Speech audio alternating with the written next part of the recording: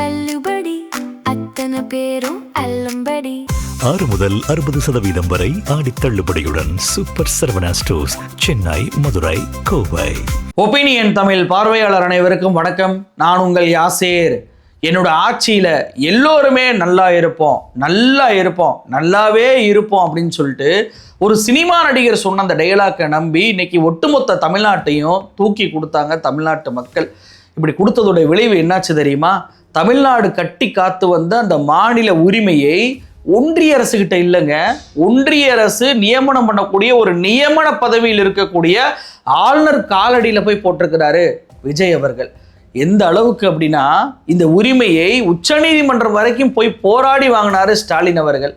அந்த உரிமையை தான் எந்த ஒரு விஷயமே செய்யாம, எந்த ஒரு எதிர்ப்பையுமே காட்டாம நேரடியாக ஆளுநர் காலில் போய் போட்டிருக்கிறாரு இந்த விஜய்.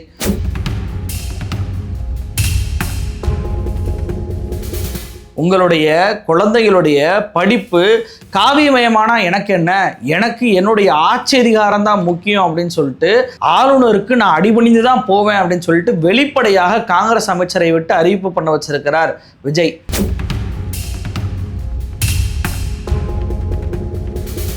அப்படி என்ன அறிவிப்பு பண்ணாங்க, எதில் ஆளுநருக்கு இவங்க அடிபணிஞ்சு போனாங்க, உச்சநீதிமன்றம் கொடுத்த அந்த தீர்ப்புலாம் என்ன உள்ளிட்ட பல்வேறு விஷயங்களை இந்த வீடியோவில் விரிவாக பார்க்கலாம். இந்த வீடியோவை முழுமையாக பாருங்கள். மறக்காமல் என்னுடைய ஒப்பீனியன் தமிழ் சேனலை சப்ஸ்கிரைப் பண்ணிக்கோங்க.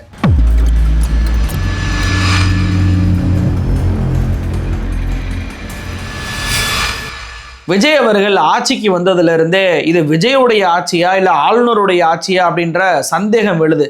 இத்தனைக்கும் தமிழ்நாட்டில் ஒரு முழுநேர ஆளுநர் என்பது இல்லை. கேரளாவுக்கு இருக்கக்கூடிய ஆளுநர் தான் தமிழ்நாட்டுக்கு பொறுப்பு ஆளுநராக போட்டிருக்கிறாங்க. பொறுப்பு ஆளுநராக போட்ட போதும் கூட அவர் தான் தமிழ்நாட்டில் இன்னைக்கு ஆட்சியை பண்ணிக்கிட்டு இருக்கிறார். அந்த அளவுக்கு விஜய் ஆளுநருக்கு அடிபணிந்து போவதை பார்க்க முடியுது. ஆரம்பத்தில் தமிழ்நாட்டுடைய சட்டமன்றத்துடைய அந்த மரபை மாற்றி அமைச்சாங்க. தமிழ்நாடு முதலமைச்சருக்கு போட்டியாக வைகை ஆற்றை நான் போய் ஆய்வு பண்ணுறேன் அப்படின்னு சொல்லிட்டு இவர் போய் ஆய்வு பண்ணார். நிறைய நபர்களை தூண்டி விட்டார். இன்னைக்கு கூட அன்னைக்கு வைகை ஆற்றுல சண்டை நடந்துகிட்டு இருக்கு. அதே மாதிரி பார்த்தீங்கன்னா, மக்கள் உங்களுடைய பிரச்சனைகளை ராஜ்பவனுக்கு சொல்லுங்க அப்படின்னு சொல்லிட்டு அப்படி ஒரு போட்டி அரசாங்கத்தை நான் நடத்துவேன்னு சொல்லிட்டு ஒரு அறிவிப்பையும் பண்ணார். இதையெல்லாம் எதிர்த்து விஜய் அவர்கள் வாய் திறந்து பேசுவார் அப்படின்னு சொல்லி பார்த்தா, ஆளுநருக்கு எதிராக ஒரு வார்த்தையை கூட இவர் உதிர்க்கவே இல்லை. இதனுடைய விளைவு இப்போ என்னாச்சு தெரியுமா? தமிழ்நாடு அரசு துணைவேந்தர்களை நியமிக்கக்கூடிய அதிகாரத்தை தன்வசம் வச்சிருந்துச்சு. இப்போ அதுவும் ஆளுநர் காலடியில் போய் போட்டிருக்கு இந்த தமிழ்நாடு அரசு. இன்னைக்கு சென்னை தரமணியில் இருக்கக்கூடிய இந்த டாக்டர் தர்மாம்பாள் அரசு மகளிர் பாலிடெக்னிக் கல்லூரிக்கு ஆய்வு செய்ய போன உயர்கல்வித்துறை அமைச்சரான விஸ்வநாதன் அவர்கள் செய்தியாளர் சந்திப்பை நடத்துறாரு. இந்த செய்தியாளர் சந்திப்பில் அவர் பேசும்போது என்ன சொல்றாரு அப்படின்னா, பல்கலைக்கழக துணைவேந்தர் தொடர்பாக விஜய் அவர்களோட நேற்றைக்கு நாங்கள் ஒரு மீட்டிங்கை நடத்தினோம். அதில் ஆளுநரோட எந்த மோதல் போக்கும் வைக்கவே கூடாது, ஆளுநர் என்னெல்லாம் செய்கிறாரோ அதெல்லாம் செஞ்சு கொடுத்துருங்க அப்படின்னு சொல்லிட்டு விஜய் அவர்கள் சொல்லிட்டாரு. இதனால தமிழ்நாட்டில் 15 பல்கலைக்கழகத்துக்கு துணைவேந்தர்களை நியமனம் பண்ணாமல் இருக்கோம். ஆளுநர் சொல்லபடி அந்த யூஜிசி நாமினியை சேர்த்து நாங்கள் 5 பேர் கொண்ட குழுவை அமைக்க போகிறோம் அப்படின்ற அறிவிப்பை பண்ணியிருக்கிறாருங்க. இது வரைக்கும் தமிழ்நாட்டில் 3 பேர் கொண்ட குழுவை தான் அமைப்பாங்க. 5 பேர் கொண்ட குழு கூட சில நேரங்கள் அமைச்சிருக்கிறாங்க. அதில் ஆளுநருடைய பிரதிநிதி இருப்பார், யூனிவர்சிட்டியோட சிண்டிகேட் பிரதிநிதி இருப்பார், அரசாங்கத்துடைய பிரதிநிதி இருப்பார். இவங்கெல்லாம் சேர்ந்து தான் யாரை துணைவேந்தராக நியமனம் பண்ணலாம் அப்படின்னு சொல்லிட்டு சூஸ் பண்ணி எடுப்பாங்க, பரிந்துரை பண்ணுவாங்க நிறைய பேர்களை.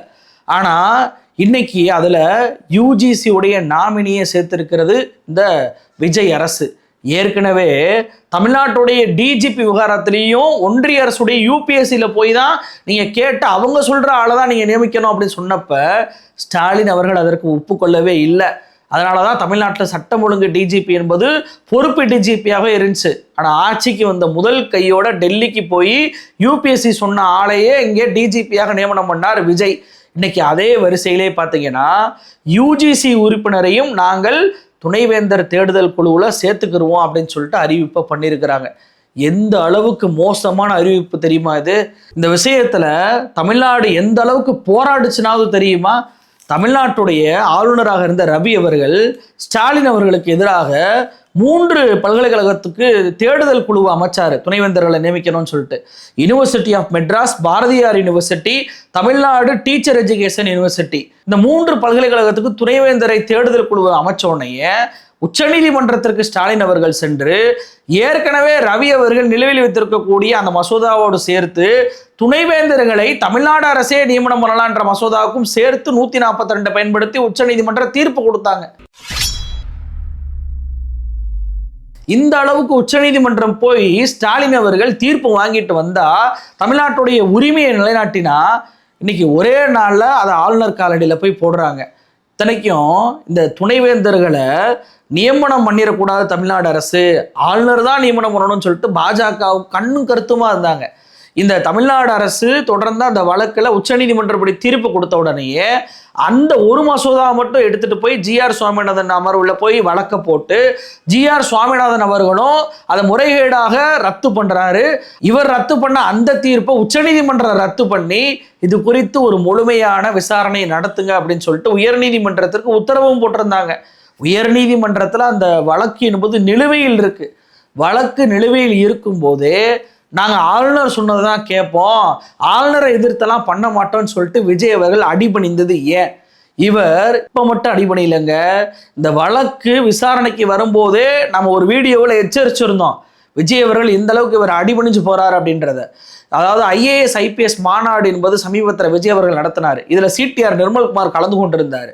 அப்போ எல்லாருமே ஒரு செய்தியை பார்த்துருப்பீங்க, திடீரென சபாநாயகராக இருக்கக்கூடிய JCD பிரபாகரும் மீட்டிங்கில் கலந்து கொண்ட CTR நிர்மல்குமாரும் அவசரமாக ஆளுநர் மாளிகைக்கு போனாங்க அப்படின்ற செய்தியை நீங்கள் பார்த்துருப்பீங்க. அப்போவே நான் எச்சரிச்சிருந்தேன் இந்த மீட்டிங் எதற்கு அப்படின்னு சொல்லிட்டு. நாம் அந்த வீடியோவில் சொன்னதை போலவே பார்த்தீங்கன்னா அன்னைக்கு தான் கோர்ட்டில் இந்த துணைவேந்தர் நியமனம் தொடர்பான வழக்கு என்பது வந்துச்சு. அதில் துணைவேந்தர்களை தமிழ்நாடு அரசு தான் நியமனம் பண்ணும் அப்படின்ற அந்த வாதத்தை தமிழ்நாடு அரசு வைக்காம ஆளுநர் மாளிகைக்கு போயிட்டு வந்த உடனேயே எங்களுக்கு அவகாசம் கொடுங்க ஜட்ஜ் ஐயா அப்படின்னு சொல்லிட்டு வெறுமன அவகாசம் கேட்டு வாய்தா போட்டு தள்ளி வச்சுட்டு வந்துச்சு இந்த விஜய் அரசு. அப்போவே இதை சுட்டி காட்டி நம்ம வீடியோ போட்டிருந்தோம். இன்னைக்கு வழக்கு நிலுவையில் இருந்தாலும் ஆளுநர்கிட்ட நாங்கள் அடிபணிஞ்சு போவோம் அப்படின்னு சொல்லிட்டு இவ்வளவு தூரத்திற்கு தமிழ்நாட்டுடைய உரிமையை ஆளுநர் காலடியில் போட்டிருக்கு விஜய் அரசாங்கம். எனக்கு ஒன்று புரியலைங்க, விஜய் தான் பாஜகவோட ப்ராக்சியா செயல்படுறாரு, இவர் எதிர்த்து CBI கூட கரூர் வழக்க ஒழுங்கா விசாரிக்க மாட்டேது, 1 வருஷம் ஆக போது 41 பேர் இறந்ததற்கான காரணத்தை CBI இது வரைக்கும் சொல்லவே இல்லை. CBI அலுவலகத்திலேயே இவர் காருடைய டாப் ப்ரூஃப்ல நின்றுகிட்டு கைகாட்டிட்டு உள்ள வந்து வெளியே வந்தாரு. அப்ப இதெல்லாம் நமக்கு சந்தேகத்தை எழுப்பி கொண்டிருக்கக்கூடிய சூழல்ல இந்த காங்கிரஸ் என்ன பண்ணுது? இந்த பாஜகவை நாங்கள் தான் எதிர்ப்போம், பாஜகவை எதிர்க்கக்கூடிய கட்சி நாங்கள் தான் அப்படின்னு சொல்லிட்டு மார்தட்டி சொல்லக்கூடிய காங்கிரஸ் இன்னைக்கு ஆளுநர் வந்து சொல்லக்கூடிய விஷயத்திற்கு அடிபணிஞ்சு நாங்கள் போவோம் அப்படின்னு சொல்லிட்டு உங்க அமைச்சரே சொல்றாரு. அப்ப இதுதான் நீங்க பாஜகவை எதிர்க்கக்கூடிய லட்சணமா? விஜயே அடிபணிஞ்சு போவோம்னு சொன்னா கூட பாஜக சொல்லக்கூடிய அந்த ஆளுநர் செயல்படக்கூடியதை நாங்கள் ஏற்றுக்கொள்ள மாட்டோம், விஜய் மறுபரிசீலனை பண்ணுங்கன்னு சொல்வதற்கு உங்களுக்கு எவ்வளவு நேரம் ஆகும்? இதே தாங்க யூனிவர்சிட்டி ஆஃப் மெட்ராஸுக்கு, அதுவும் வெள்ளக்காரன் 1857 உருவாக்கின 3 யூனிவர்சிட்டியில் ஒரு யூனிவர்சிட்டி ஆஃப் மெட்ராஸ், இதற்கு துணைவேந்தரை நியமனம் பண்ண விடாம ஆளுநர் வந்து இடைஞ்சல் பண்றாரு அப்படின்னு சொல்லிட்டு சிதம்பரம் போன வருஷம் தான் கண்டிச்சு அறிக்கை விட்டாரு. அதை எதிர்த்து தர்மேந்திர பிரதான்லாம் பேசினாரு.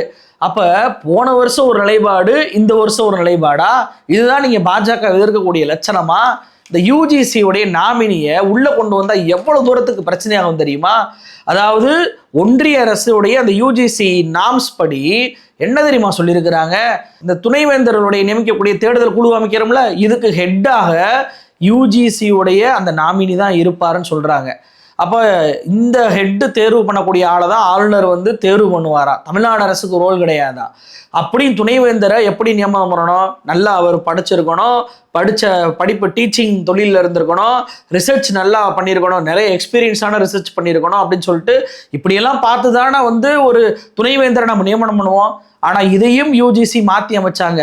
அவர் டீச்சிங் ஃபீல்டில் இருக்க தேவையில்ல, அவருக்கு ரிசர்ச் எக்ஸ்பீரியன்ஸ் இருக்க தேவையில்ல, யாரை வேண்டுமானாலும் நீங்கள் துணைவேந்தராக நியமிக்கலாம்னு சொல்லி தான் UGC நாம் சொல்லுது. அதை விஜய் அவர்கள் இன்னைக்கு ஏற்றுக்கொண்டிருக்கிறார். அப்போ தமிழ்நாடு உருவாக்கின அந்த மாநில உரிமை தமிழ்நாட்டு கீழே இருக்கக்கூடிய அந்த மாநில அரசின் கீழே இருக்கக்கூடிய கல்வித்துறையை எப்படி நீங்க ஒன்றிய அரசு கொடுக்கலாம்? இன்னும் மக்களுக்கு எளிமையாக புரிகிற மாதிரி சொல்லணும் அப்படின்னா, நாம ஒரு வீடை கட்டுறோம், நிலத்தை வாங்கி அதுக்கு பேஸ் மட்டம் போட்டு காசை போட்டு நீ மிகப்பெரிய அளவுக்கு ஒரு வீடை கட்டி எழுப்புறோம். அதில் ஒருத்தனை வாடகைக்கு உட்கார வைக்கிறான், மாச வருமானம் வரும் அப்படின்னு சொல்லிட்டு. அந்த வாடகைக்கு உட்கார்ந்தவன் இந்த வீட்டில் நான் தான் உரிமை கொண்டாடுவேன், இந்த வீட்டில் உள்ள இருக்க அட்ஜஸ்ட்மெண்ட்லாம் நான் பண்ணிக்கிடுவேன், ஓன்ட்டெல்லாம் அனுமதி வாங்க மாட்டேன்னு சொன்னா உங்களுக்கு எப்படி இருக்கும்? வீட்டு ஓனருடைய நிலைமை எப்படி இருக்கும்? அப்படிதான் இந்த யூஜிசி தமிழ்நாடு அரசு கஷ்டப்பட்டு கட்டி உருவாக்கிய பல்கலைக்கழகத்துடைய நிர்வாகத்தை நான் எடுத்துக்கிறவேன்னு சொல்லுது. வருஷத்துக்கு 8000 கோடி ரூபா நம்ம செலவு பண்ணுறோம் இந்த பல்கலைக்கழகத்துடைய ஆசிரியர்கள் சம்பளம் போடுறதுலேருந்து எல்லா மேம்பாடுகளையும் செய்கிற வரைக்கும் நம்ம கை காசை போடுறோம், மக்களுடைய வரி பணத்தை போடுறோம். ஆனால் நிர்வாகம் யார் பார்க்குறா? ஒன்றிய அரசுடைய ஏதோ ஒரு யூஜிசி அப்படின்ற நிறுவனம் பார்க்கும், ஆளுநர் என்பவர் பார்ப்பாரு. அதை பார்த்துட்டு நம்ம சும்மா இருக்கணும். அவங்க காவி மையத்தை கல்வித்துறையில புகுத்துவாங்க, என்னென்ன பண்ண முடியுமோ அவங்க ஆட்களை அத்தனை பேரையும் உள்ள புகுத்தி தமிழ்நாட்டு மாணவர்களுடைய அந்த படிப்பு ஆர்வத்தை குறைச்சு ஒண்ணுமே இல்லாம பண்ணக்கூடிய அந்த வேலையை செய்வதற்கு விஜயே வழிவகை பண்றாரு பாருங்க.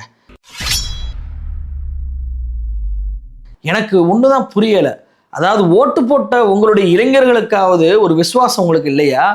மாணவர்கள் தானே உங்களுக்கு ஓட்டு போட்டாங்க, விஜய் தான் வரணும் அப்படின்னு சொல்லிட்டு எத்தனை மாணவர்கள் காலேஜை கட் பண்ணி நீங்க பிரச்சாரம் போகும்போது பின்னாடி போய் விபத்துக்குள்ளாடாங்க. விக்னேஷ் என்ற பையன்லாம் இறந்தே போனான். அவங்க அப்பா சொன்னக்கூடிய வாக்குமூலம் என்ன இருந்துச்சு? காலேஜுக்கு போறேன்னு சொல்லிட்டு பொய் சொல்லி போயிட்டாங்கன்ட்டு. அப்படி உயிரை கொடுத்து உங்களை நேசித்து உங்களுக்கு ஓட்டு போட்ட அந்த மாணவனுக்கு எப்படி உங்களால துரோகம் பண்ண முடியுது? இதுதான் ஆட்சிக்கு வந்தா நல்லா இருப்போம், நல்லாவே இருப்போம் அப்படின்னு சொல்லிட்டு நீங்க விட்ட டயலாக்கோடைய அந்த அர்த்தமா? யூஜிசி கையில ஒன்ஸ் நம்ம கொடுத்துட்டோம் அப்படின்னா தமிழ்நாட்டை நம்மளால மீட்கவே முடியாதுன்றதுக்கு இந்த ஆளுநரே பீகார்ல ஆளுநராக இருக்கும்போது பண்ணக்கூடிய அட்ராசிட்டியே சாட்சியாக இருக்கு. நான் தேடி எடுத்தேன் எல்லாத்தையுமே. அதாவது 2023 இந்த அர்லேக்கர் தமிழ்நாட்டுடைய ஆளுநராக இருக்கிறார்ல, இவர் பீகாருடைய ஆளுநராக இருந்தார். அப்போ முதலமைச்சராக நிதிஷ்குமார் இருந்தார். அப்ப இவர் என்ன பண்றாரு அப்படின்னா, ஸ்டேட் யூனிவர்சிட்டியில இவராகவே 4 வருஷ படிப்பை அறிமுகப்படுத்துறாரு. ஜூன் 16, 2023. இதை எதிர்த்து பீகாருடைய கல்வித்துறை என்ன பண்றாங்கன்னா, அதெல்லாம் 4 வருஷ படிப்பெல்லாம் ஏற்றுக்கொள்ள கூடாதுன்னு சொல்லி எல்லா பல்கலைக்கழகத்துக்கும் லெட்டர் அனுப்புறாங்க. ஆனா அப்படியெல்லாம் லெட்டரை ஏற்றுக்கொள்ள கூடாது, நான் தான் நிர்வாகம் பார்க்கிறேன், ஏன் கண்ட்ரோல்ல தான் நீங்க இயங்கணும்னு சொல்லிட்டு துணைவேந்தர்களை இவருக்கு சாதகமா இயங்க வச்சாரு. ஏன்? துணைவேந்தர்களை யூஜிசி நாமினி படி பீகார் நியமிச்சதுனால வந்த விளைவு. அடுத்து BR அம்பேத்கர் பல்கலைக்கழகத்துல நிதி மோசடி நடக்குது அப்படின்னு சொல்லிட்டு அங்க இருக்கக்கூடிய துணைவேந்தர்களுடைய சம்பளத்தை நிறுத்துது பீகாருடைய கல்வித்துறை. அப்படியெல்லாம் நிறுத்தக்கூடாதுன்னு சொல்லிட்டு ஒரே நாள்ல சம்பளத்தை கொடுக்க வச்சாரு பீகாருடைய ஆளுநராக இருந்த அந்த அர்லேக்கர். ஏன்? துணைவேந்தர்கள் என்ன தப்பு பண்ணாலும் அவன் ஏன் ஆளு, நான் நியமனம் பண்ணவன் அப்படின்ற அந்த அடிப்படையில் தானா அப்படின்ற விமர்சனம் அப்போ வைக்கப்பட்டுச்சு. இது மட்டும் இல்லை, ஆகஸ்ட் 4 ராஜ்பவன் என்ன பண்ணுறாங்கன்னா துணைவேந்தர் நியமனத்திற்கு ஒரு அட்வர்டைஸ்மெண்ட்டை கொடுக்குறாங்க, நீங்கள் எல்லாம் அப்ளை பண்ணுங்க, யாரெல்லாம் வேணால் அப்ளை பண்ணுங்கன்னு சொல்லிட்டு. இதை எதிர்த்து பீகாருடைய கல்வித்துறை சார்பாக ஆகஸ்ட் 22 அவங்க ஒரு அப்ளிகேஷனை போடுறாங்க, விசிக்கு நீங்கள் அப்ளை பண்ணுங்கன்னு சொல்லிட்டு. இதையும் மிக தீவிரமாக எதிர்த்து பீகாருடைய முதலமைச்சராக அந்த நிதிஷ்குமாரை வர வச்சு வித்ட்ரா பண்ண வச்சாரு இதே ஆளுநரான அர்லேக்கர் அவர்கள். அப்ப எந்த அளவுக்கு யூஜிசி நாமினியை ஒன்ஸ் கொண்டு வந்துட்டோம், ஆளுநர் கையிலேயே இந்த நிர்வாகத்தை கொடுத்துட்டோம் அப்படின்னா நாம கையில ஒண்ணுமே இருக்காது. பீகார் கல்வித்துறை ஒவ்வொரு முறையும் தோல்வி அடைஞ்ச பட்டியல சொன்னல, அது மாதிரி நாமளும் தோல்வி அடைஞ்சுக்கிட்டே இருப்போம். வெறும் பீகார்ல மட்டும் இல்லை, இதே ஆளுநர் கேரளாவுடைய ஆளுநராக இருக்கும்போது கேரளாவுடைய முதலமைச்சராக இந்த பினராயி விஜயன் ஸ்டாலின் அவர்களை போல எதிர்த்தாரு, துணைவேந்தர்ல நீ எதுக்கு தலையிடுற அப்படின்னு சொல்லிட்டு. உச்ச நீதிமன்றத்திற்கு கேஸ் போட்டவர் தான் இந்த கவர்னராக இருக்கக்கூடிய அர்லேக்கர். நான் நியமனம் பண்ணக்கூடாதா அப்படின்னு சொல்லி கேட்கும்போது 2 பேரையும் சமரசம் பண்ண சொல்லுது உச்ச நீதிமன்றம். 2 பேருக்கு சமரசம் என்பது நடக்கல பண்ணோடனே டிசம்பர் 2025 உச்ச நீதிமன்றமே தன்னுடைய 142 பிரிவை பயன்படுத்தி ஒரு தீர்ப்பை கொடுக்குறாங்க. அதாவது நாங்களே தேடுதல் குழு அமைக்கிறோம், ஓய்வு பெற்ற நீதிபதி தலைமையில தேடுதல் குழு என்பது அமைக்கப்படும் அப்படின்னு சொல்லிட்டு மாநில அரசுடைய அந்த உரிமை உச்ச நீதிமன்றத்தால பறிபோனது யாரால? ஆளுநரால. அந்த ஆளுநர் என்ன தெரியுமா சொன்னாரு? ஆளுநருடைய அதிகாரத்துல நீங்க எப்படி தலையிடலாம், உச்ச நீதிமன்றமே எல்லாத்தையும் தலையிட்டா என்ன ஆகுறது அப்படின்னு சொல்லிட்டு உச்ச நீதிமன்றத்திற்கு எதிராகவே கருத்து தெரிவிச்சவர் தான் அந்த அர்லேக்கர். அப்படி இவர் போகக்கூடிய எல்லா மாநிலங்கள்லையுமே அந்த யூனிவர்சிட்டியை தங்க கையில் எடுத்துக்கிட்டு சங்கிகளை பூரா நியமனம் பண்ணி கல்வியை காவியமயமாக்கி உயர்கல்வித்துறையை நாசம் பண்ணணும் அப்படின்றது தான் பாஜகவுடைய ஒற்றை அஜெண்டா. அதை குறைஞ்சபட்சம் நிதிஷ்குமார் அளவுக்காவது இருக்கணும் இல்லைங்க. நீங்கள் ஸ்டாலின் அளவுக்குலாம் வர முடியாது. குறைஞ்சபட்சம் நிதிஷ்குமாரை போலவாது ஒரு எதிர்ப்பு காட்டியிருக்கணும். அப்படின்னா அந்த எதிர்ப்பை நீங்கள் காட்ட மாட்டீங்க. அப்படின்னா நான் நேரடியாக ஆளுநர் காலடியில் தான் படுப்பேன். அப்படின்னா தமிழ்நாடு என்ன பாஜக ஆட்சி நடக்குதா? அப்போ இது தாவேக ஆட்சி இல்லையா? முதலமைச்சராக விஜய் இல்லையா? மதசார்பற்ற சமூக நீதி அப்படின்றதான் என்னுடைய கொள்கை. நீங்களே தந்தை பெரியார், காமராஜர், வேலு நாச்சியார் அப்படின்னு சொல்லிட்டு மிகப்பெரிய பட்டியல கொள்கை தலைவர்ன்றீங்களே, அவங்க யாருமே பாஜகவுக்கு அடிபணிஞ்சு போலையே, மதவாத கும்பலுக்கு அடிபணிஞ்சு போலையே, நீங்கள் மட்டும் ஏன் அடிபணிஞ்சு போகிறீங்க? அப்போ மக்களை நல்லா இருப்போம், நல்லாவே இருப்போம் அப்படின்னு சொல்லி ஏமாற்றி இன்னைக்கு தமிழ்நாட்டு மாணவருடைய எதிர்காலத்துக்கே சூனியம் வைக்கிற மாதிரி யூஜிசி நாமினியை உள்ளே கொண்டு வருவோம்னு சொல்லிட்டு அறிவிப்பு பண்ணது நியாயமா விஜய்? இந்த அறிவிப்பு என்பது கண்டிப்பாக ரிவோக் செய்யப்படணும், திரும்ப பெறவற்றே ஆகணும். அப்படி திரும்ப பெறலை அப்படின்னா நாமளே நம்மளுடைய மாணவர்களுடைய அந்த படிப்பை காலியாக்க போகிறோம், காவியமயமாக்க போகிறோம், அதை வேடிக்கை பார்க்க போகிறோம். அப்படின்றது தான் நமக்கு ஒரு குற்ற உணர்வாகவே அது உருவாகும். அதனால ஒவ்வொரு மக்களும் இந்த அறிவிப்புக்கு எதிராக குரல் கொடுக்கணும்.